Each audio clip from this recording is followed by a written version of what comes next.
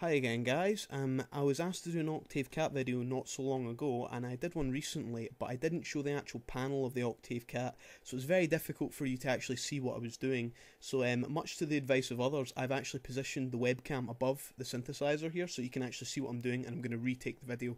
Now first off, let me just say that the people who are basically criticising the fact that there's a lot of talking going on in the videos and not a lot of playing, well, this is a demonstration, yeah? And I've actually made another video that showcases the sounds. If you don't like it, make your own video, you know. I'm afraid it's tough shit. There's not many of these things around here, and it's very difficult to go through various sounds if you don't have patch memory, because I've got to sit there and program them. So I've had a wee fiddle about and I've recorded that, and that's all sounds. There isn't even an audio track on it. This is clearly a demonstration to let people know what the Octave Cat is capable of. So I'm going to begin by explaining a bit about my model as I did in my last video. This is the Octave Cat SRM. That's a series revision model. There actually is 3 models of the Octave Cat. There's the original one, which is the Octave Cat, then the SRM Mark 1 and the SRM Mark 2. And the reason for this is basically ARP were threatening to sue Octave over the first design because it was so similar to the ARP Odyssey.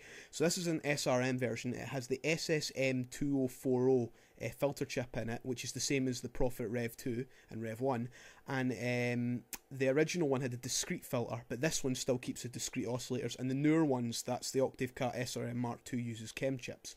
So I'm going to begin by showing you the basic layout of the synthesizer.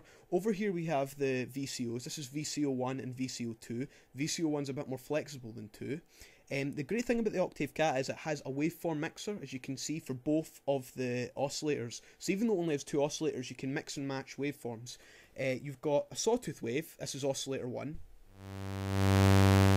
A triangle wave. Sorry about that, the pots are a bit noisy there. And here's a square wave with adjustable pulse width here. It can also be done via the LFO, which is controlled over here, just a rate, as you can hear. Oscillator 2 is the same over there, but just with less waveforms. Also, in oscillator 1 you have more tuning options. You've got a fine tune, which, just give us a second here. So that's the fine tune knob, and the coarse tune knob, which is a big range on it. It goes all the way down to 0.2 Hz and all the way up to 2 kHz. You can also have the keyboard control over here, which gives you mono, poly and off. In mono mode, both oscillators play the same note. In poly mode, oscillator 1, that's VCO1, plays the lowest note that you play at any given time, and in off, the oscillator's free running, and that's if you want to use it for an LFO, so it's not affected by the keyboard at all. Over here you've got basically a section called modulation depth, which basically is how you set the LFO and the envelopes that you have over here to the VCO. So for example, here we have the sine LFO,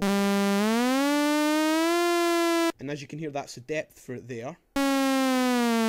We also have square, back to sine, and with sample and hold as well, for those classic sort of, you know, R2D2 or sci-fi sounds. You also have over here you have 2 sources for the sample and hold. You have VCO1 and noise, so it gives you a bit more variety there. And over here you have the pulse width, which I've already showed you. That's only in oscillator 1. Moving over to oscillator 2, it's exactly the same, except you don't have pulse width modulation over here, and you're missing a triangle waveform. Apart from that, and also you don't have a keyboard control as well. Apart from that, it's the same. The fine tune has more range than the fine over here, but obviously not as much as the coarse. I'll just show you. And also, you've got a sync over here as well, so you can hard sync oscillator 1 to oscillator 2. Moving on, we have the filter, which is basic low pass, so without any resonance, with resonance, with some more resonance. That's into self-oscillation there, actually. I didn't mean to do that, but unfortunately I did. And over here you can, you've got various modulations for the filter as well. You've got the LFO, so that's a sine, square, and sample and hold.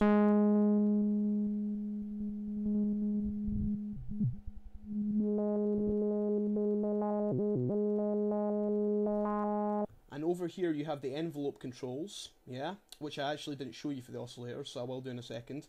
You have two envelopes over here, an ADSR and an AR. So the basic design of the Octave Cat, the envelopes are actually modular design, basically, in the sense that you have them in their separate panel and you can basically wire them to anything. So they're not, it's not like one envelope's hardwired to the amplifier and one envelope's hardwired to the filter or whatever, you know, or the oscillator pitch. You know, basically you set the envelopes over here and then you choose what you want the envelopes to apply to over with, you know, over in the different sections of the synthesizer, which gives you a lot of flexibility, you know, although you only have one ADSR and one AR, which limits it slightly. You also have an ADSR repeat here that's clocked at the rate of the LFO, and an LFO delay. You don't have that in the Octave Cat 1, only the SRM Mark 1 and Mark 2 have got that included. So anyway, as I was saying, you've got the envelope here. So that's the depth of the envelope to the filter, and you also can use the AR. So that was me just changing the AR there, and you can also modulate the filter with VCO1 as well, which is quite interesting.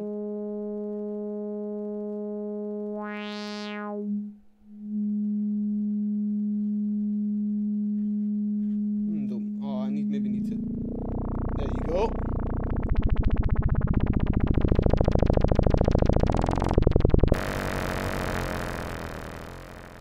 And you can get some pretty crazy sounds doing that.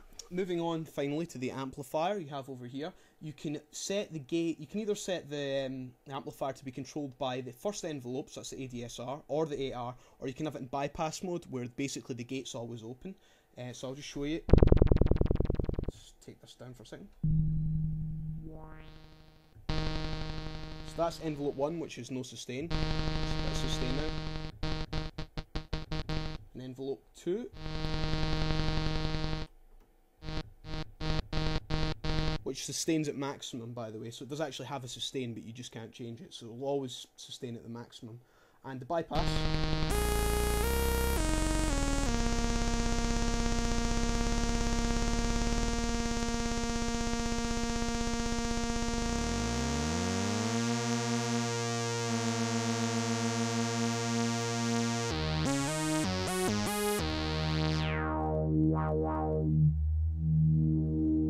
Stick that back to an envelope.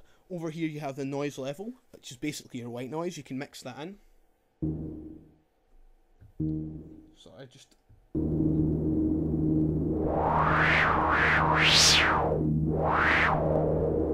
take the oscillators away. You can just have a noise. And also you can drive the filter to self-oscillation as well. And I'll just do that then now. And over here you have the keyboard control, yeah, which basically is the keyboard tracking for the filter. And if you set that to its maximum, it will actually give you a well-tempered scale, so you can actually play a sine wave. Take noise down.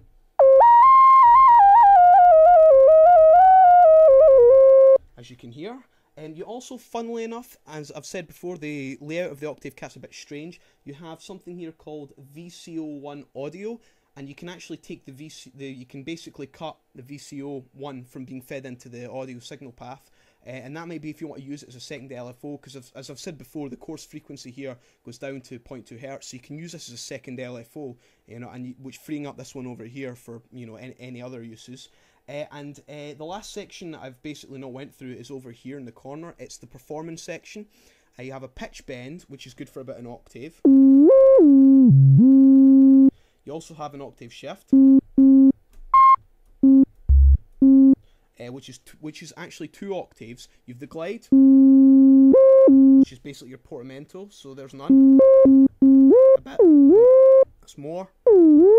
And finally, as I've used various times through this video, is the LFO frequency, so that's the rate of your LFO. So the layout of the Octave Cat is a wee bit strange, but once you get your head around it, you can make all sorts of crazy sounds. You can modulate one via VCO with the other. I haven't actually didn't mention that, but over here you can modulate one with the other to get some sort of crazy sounds as well.